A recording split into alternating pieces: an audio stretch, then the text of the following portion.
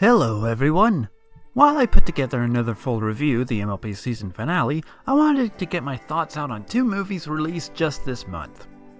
Doctor Strange and Trolls. It'll be just a few quick thoughts and my overall recommendations on both, and while I will do my best to avoid spoilers, I'm just going to throw this up here for good measure.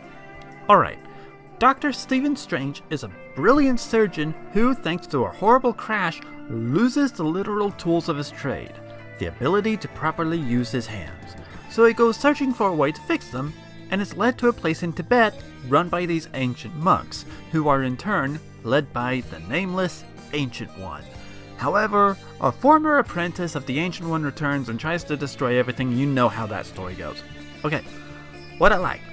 The casting was immaculate. Benedict Cumberbatch, whoever thought of casting him as Doctor Strange, give that man a damn donut because that was pitch perfect. And everyone else, Tilda Swinton as the Ancient One, Chiwetel Ejiofor as Carl Mordo, and even Mads Mikkelsen as Caecilius, the Evil Zealot, they all did phenomenally well. And while I'm on the topic of Caecilius, while he still isn't Loki levels of great, we at least learned a little bit about him. Malekith, what do you know about him? He's a bad guy who does bad things. Ronan the Accuser, what do you know about him? He's a bad guy who does bad things. At least we have a backstory and more of a reason as into why Caecilius does these terrible things. And do I even need to mention the visuals? Because that's practically a given at this point. Look, if you're unfortunately like me and did not see this movie in 3D, you are missing out. Because the visuals in this thing just fucks you straight up. They are that amazing. Also, again, no spoilers, but how Doctor Strange faced the villain in the end was nothing but pure, refined genius. Watch the movie, you'll see what I mean. Now the negative. Marvel thought with finances. They're a company, that's what they're supposed to do. But the whole Tibet controversy is kinda idiotic on their part. The other real nitpick I can point out with this movie is, yeah, you kinda know how the story's gonna play out. It's one we've seen done quite a number of times, and even in the MCU with Tony Stark. But in the end, this movie is a ton of fun. Easily one of Marvel's best to date. I give it an 8 out of 10. Time to talk about Trolls. I have to admit, like many others, I did not expect to like this movie. At all. You'll see one reason why when I get to my negatives. But what's the story? In this movie, there are actually two kinds of trolls. The happy kind, just named trolls, and the grumpy kind named the Burgeons. The Burgeons want to eat happy trolls because that's how they think they will ever get happy. Well, one troll named Branch isn't so happy for spoilerific reasons, as well as because being loud gives them away to the Burgeons. And Poppy, on the other hand, is an overly happy troll who wants everything to be all sunshines and rainbows and loud parties.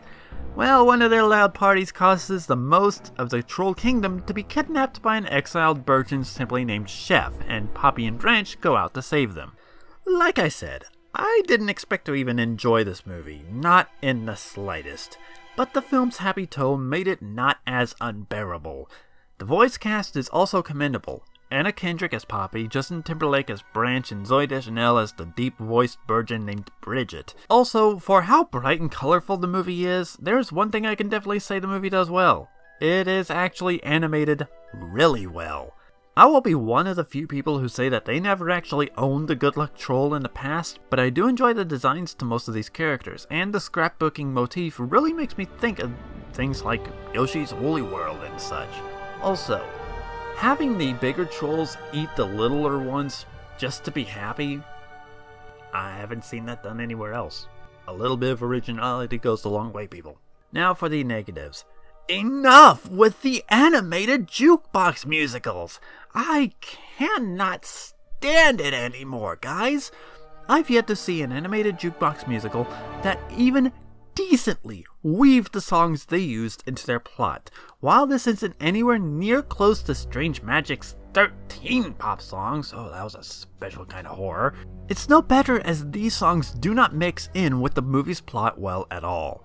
Perhaps there were 2 songs that did, and I'm being gracious by saying that. One of the songs they used, Lionel Richie's Hello, is about a stalker who is obsessed with their victim. Perfect for an animated kids movie. For me, original songs or no songs at all. And that was the big thing that told me I wasn't going to like this movie at all, as you can probably tell.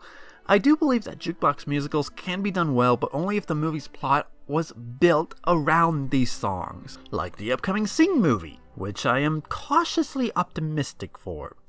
The only other issue I can point out is that the movie has a sudden plot change about halfway through. Again, no spoilers, but it's like they took The Rescuers, then cut it off in the middle, replacing it with Cinderella. In the end, Trolls is not a terrible movie, though I can't exactly say I recommend it to everyone. Sad thing is, when I got back from seeing Trolls, I turned on the TV, it had the news on, and the news was so bad. I actually said, I want to go back to the Trolls. I'm giving this movie a 6 out of 10. Thanks for watching. If you like this video, let me know and I'll make more quickies like it. Toodles!